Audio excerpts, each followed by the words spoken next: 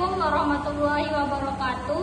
Kami dari kelompok 4 ingin mempresentasikan tentang Pancasila menjadi ideologi negara. Saya Pina Aulia Lestari sebagai moderator, dan di sebelah kanan saya Wardah sebagai pemateri 1, dan di sebelah kiri saya Uswatun Aulia sebagai pemateri 2, dan di sebelah Uswatun Aulia Pina Aprilia sebagai pemateri 3. Baik, pemateri pertama akan dibacakan oleh Wardah.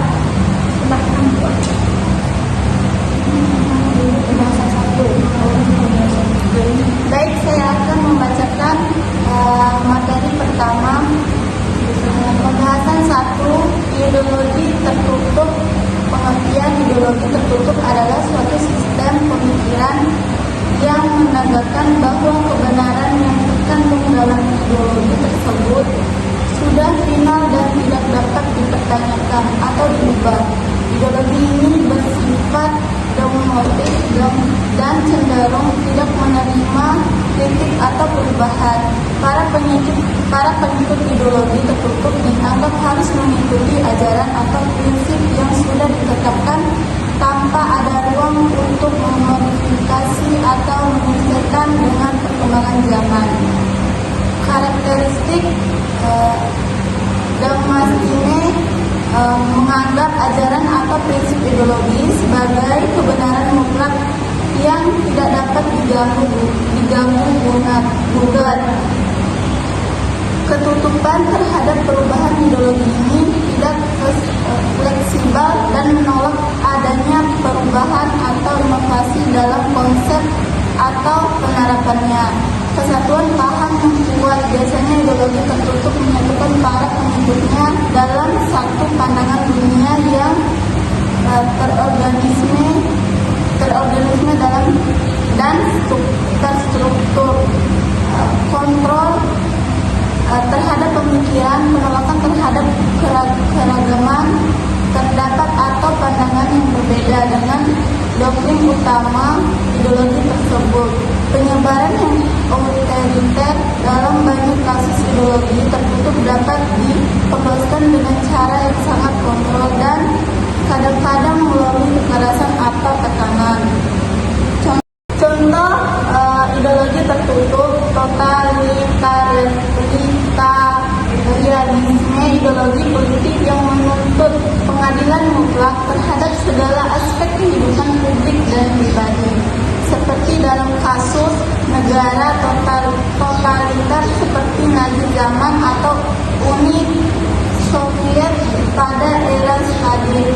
Ideologi agama radikal, beberapa interaksi ekstrim dari agama seperti fundamentalisme agama yang menurut kepatuhan mutlak terhadap ajaran agama tanpa ada ruang untuk diskusi atau interpretasi. 2. Ideologi terbuka. Ideologi terbuka adalah sistem pemikiran yang mengakui adanya kemungkinan perubahan, perkembangan, dan interpretasi ulang terhadap ajaran atau prinsip dasar yang ada. Ideologi ini bersifat stabil dan memungkinkan adaptasi terlebih dahulu perubahan sosial, budaya, dan teknologi. Di dalam ideologi terbuka ada ruang untuk perdebatan kritik atau evolusi ide-ide yang terima. Karakternya contohnya seperti fleksibilitas. Ideologi ini terbuka terhadap perubahan dan adaptasi sesuai dengan perkembangan zaman atau kondisi sosial politik yang berubah. Keterbukaan terhadap ideologi kritik. Para pengikut ideologi terbuka dapat diskusi, mengkritik, dan memberi pandangan di alternatif tanpa takut dihukum, dikeluarkan.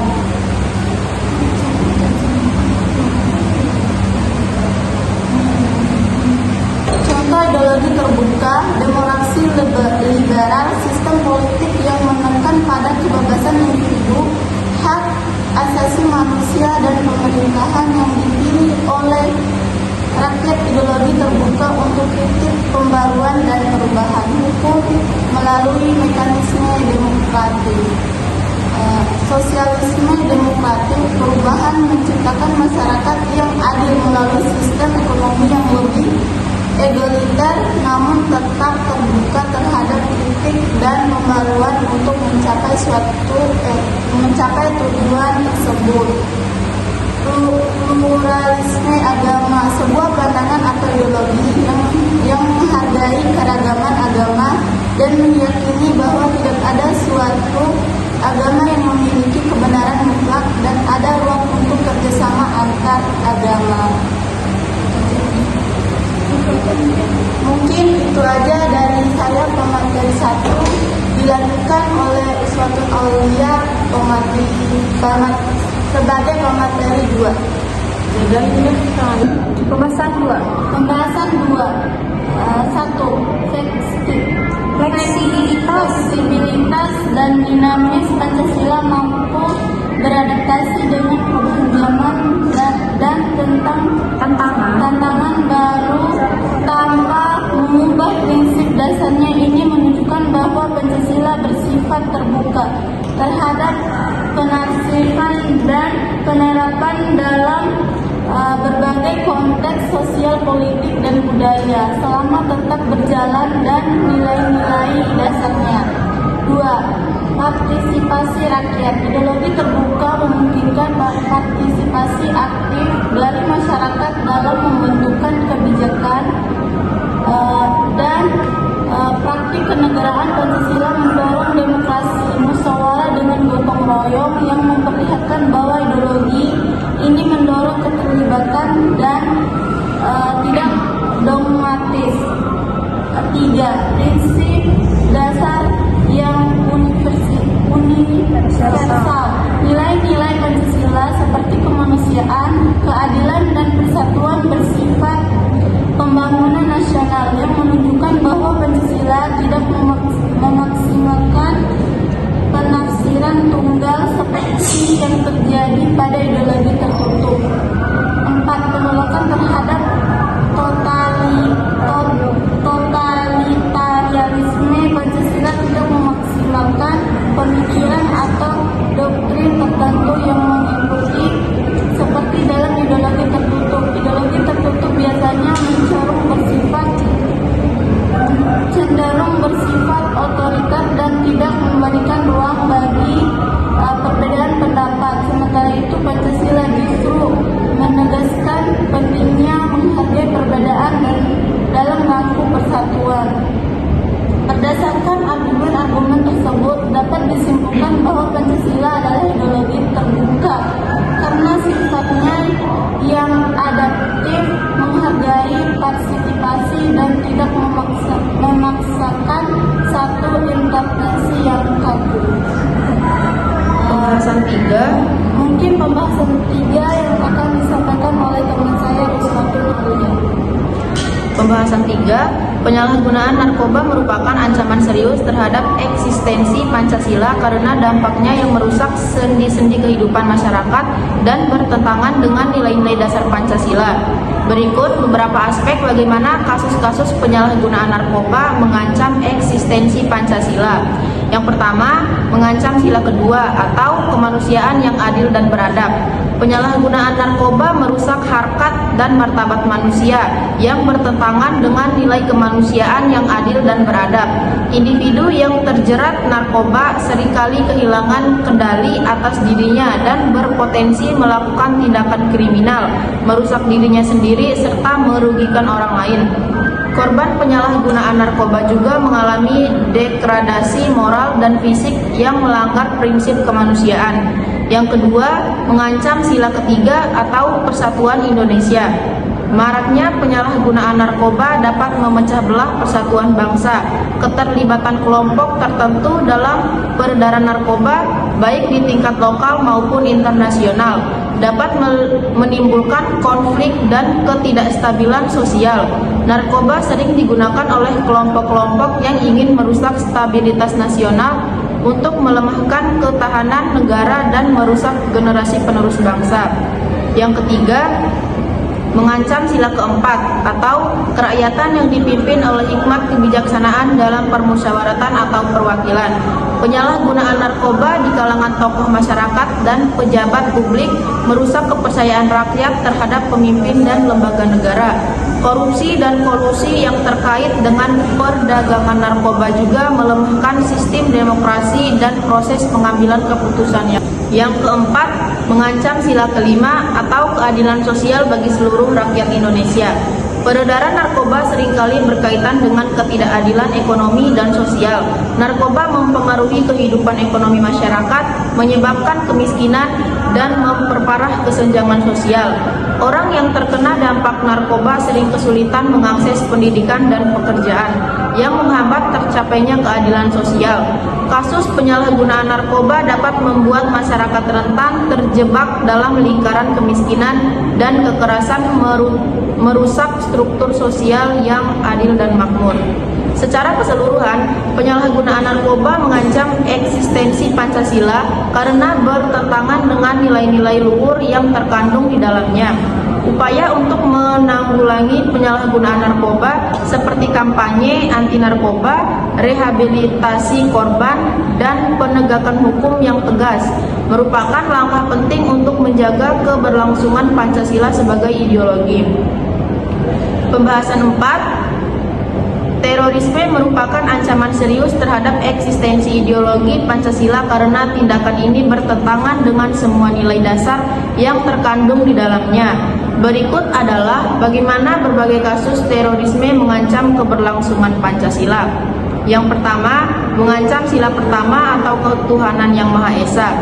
Terorisme sering mengatasnamakan agama atau ideologi ekstrem yang sesat untuk membenarkan kekerasan. Tindakan ini bertentangan dengan prinsip ketuhanan yang Maha Esa yang mengajarkan penghormatan terhadap kehidupan dan kerukunan antar umat beragama. Terorisme menodai esensi ajaran agama yang sejati dan menciptakan perpecahan serta ketidakpercayaan antar umat beragama di Indonesia. Yang kedua, mengancam sila kedua atau kemanusiaan yang adil dan beradab. Tindakan terorisme mencederai prinsip kemanusiaan dengan cara kekerasan brutal yang mengorbankan nyawa orang tak berdosa. Serangan teror yang menimbulkan korban jiwa, kerusakan fisik, dan trauma emosional bertentangan dengan asas kemanusiaan yang menghargai hak hidup dan kehormatan manusia. Penyerangan terhadap orang yang tidak bersalah menunjukkan tindakan yang tidak beradab dan melawan nilai-nilai kemanusiaan yang dijunjung Pancasila. Yang ketiga, mengancam sila ketiga atau persatuan Indonesia. Terorisme memecah belah masyarakat dengan menciptakan ketakutan, kecurigaan, dan permusuhan antar kelompok. Tindakan teror sering kali ditujukan untuk merusak integrasi nasional dan mendorong polarisasi di antara masyarakat Indonesia. Kelompok teroris sering mencoba membangun narasi perpecahan, baik berdasarkan agama, suku, atau golongan yang berpotensi merusak persatuan bangsa yang dicita-citakan oleh Pancasila. Pembahasan 5, korupsi di Indonesia merupakan ancaman serius terhadap eksistensi ideologi Pancasila karena praktik ini bertentangan dengan nilai-nilai dasar yang terkandung dalam Pancasila. Berikut penjelasan bagaimana korupsi merusak penerapan Pancasila dalam kehidupan berbangsa dan bernegara. 1. Mengancam sila pertama, ketuhanan yang Maha Esa. Korupsi menunjukkan perilaku yang mengabaikan nilai-nilai moral dan spiritual serta prinsip kejujuran yang diajarkan oleh agama. Pelaku korupsi seringkali mengabaikan etika dan bertanggung jawab moral yang seharusnya dijunjung tinggi sesuai dengan ajaran agama. Ketidakjujuran dan tindakan curang yang melekat pada korupsi menunjukkan sikap yang tidak menghormati prinsip keadilan dan kebenaran yang menjadi bagian dari keyakinan beragama. 2. Mengancam sila kedua, kemanusiaan yang adil dan beradab. Korupsi mengakibatkan ketidakadilan yang merugikan rakyat, terutama golongan rentan dan miskin. Anggaran yang seharusnya digunakan untuk kesejahteraan masyarakat seperti pendidikan, kesehatan, dan pembangunan infrastruktur diwewenangkan para koruptor. Tindakan korupsi merusak keadilan sosial dan menyebabkan kemunduran dalam pemenuhan dasar manusia, sehingga melanggar prinsip kemanusiaan yang adil dan beradab. 3. Mengancam sila ketiga, persatuan Indonesia. Korupsi melemahkan persatuan bangsa karena menimbulkan rasa ketidakpercayaan masyarakat terhadap pemerintah dan institusi negara. Korupsi dapat memicu ketidakpuasan, kemarahan, dan perpecahan di antar masyarakat yang pada akhirnya merusak kesatuan nasional. Ketidakadilan akibat korupsi dapat menimbulkan kecemburuan sosial yang mengganggu harmoni dan integrasi sosial. 4. Mengancam sila keempat, kerakyatan yang dipimpin oleh hikmat kebijaksanaan dalam permusyawaratan perwakilan. Korupsi mengiris integrasi proses demokrasi dan sistem pemerintahan yang bersih. Para pejabat yang terlibat dalam korupsi cenderung memprioritaskan kepentingan pribadi atau golongan tertentu daripada kepentingan rakyat, sehingga merusak asas musyawarah dan kebijaksanaan dalam pengambilan keputusan. Korupsi menyebabkan pemimpin yang seharusnya mewakili rakyat justru menjadi perwakilan kepentingan pribadi dan kelompok yang menyimpang dari prinsip-prinsip demokrasi Pancasila. 5. Mengancam sila kelima, keadilan sosial bagi seluruh rakyat Indonesia. Korupsi menciptakan ketidakadilan ekonomi dan kesenjangan sosial yang signifikan. Anggaran dan sumber daya yang seharusnya dialokasikan untuk kemakmuran rakyat diambil oleh oknum yang korup, menghambat tercapainya keadilan sosial. Tindakan korupsi merupakan kesempatan bagi rakyat yang untuk mendapatkan pelayanan publik yang adil dan merata, sehingga menghambat terwujudnya kesejahteraan sosial yang diamanatkan oleh Pancasila. Secara keseluruhan, korupsi adalah bentuk pengkhianatan terhadap nilai-nilai Pancasila dan merusak fondasi moral, sosial, dan politik yang diperlukan untuk mewujudkan cita-cita bangsa. Upaya memerangi korupsi harus dilakukan dengan penegakan hukum yang tegas, penguatan integrasi di kalangan pemimpin dan pejabat, serta peningkatan pendidikan anti korupsi di masyarakat. Pembahasan 6. Kurangnya kesadaran pajak di kalangan warga negara dapat mengancam eksistensi ideologi Pancasila karena bertentangan dengan nilai-nilai prinsip-prinsip yang terkandung di dalamnya. Berikut penjelasan tentang bagaimana berbagai kasus terkait kesadaran pajak yang rendah dapat mengancam penerapan Pancasila. 1. Mengancam sila pertama, ketuhanan yang Maha Esa. Dalam ajaran agama, termasuk di Indonesia, diajarkan pentingnya kejujuran dan bertanggung jawab. Menolak atau menghindari kewajiban membayar pajak adalah bentuk ketidakjujuran yang bertentangan dengan prinsip-prinsip moral yang diamanatkan oleh agama. Kurangnya kesadaran pajak menunjukkan pengabaian terhadap nilai-nilai spiritual yang mendukung tanggung jawab sosial dan solidaritas. 2. Mengancam sila kedua, kemanusiaan yang adil dan beradab. Pajak digunakan untuk mendanai program-program kesejahteraan publik seperti pendidikan, kesehatan, dan infrastruktur. Ketika warga negara tidak membayar pajak dengan benar, anggaran pemerintah untuk meningkatkan kualitas hidup masyarakat berkurang, sehingga menghambat pemenuhan kebutuhan dasar manusia. Kurangnya kesadaran pajak dapat menyebabkan ketidakadilan sosial di mana hanya sebagian masyarakat yang menikmati hasil pembangunan sementara yang lain tidak menerima hal yang seharusnya mereka dapatkan. Kesimpulan Pancasila sebagai ideologi negara adalah bahwa Pancasila merupakan dasar filsafat yang menjadi panduan dalam kehidupan berbangsa dan bernegara di Indonesia. Pancasila mengandung 5 sila yang mencerminkan nilai-nilai dasar seperti ketuhanan, kemanusiaan, persatuan, kerakyatan, dan keadilan sosial sebagai ideologi. Sekian presentasi dari kelompok 4. Kurang lebihnya kami mohon maaf, kurangnya dari kita dan lebihnya dari Allah Subhanahu wa Ta'ala.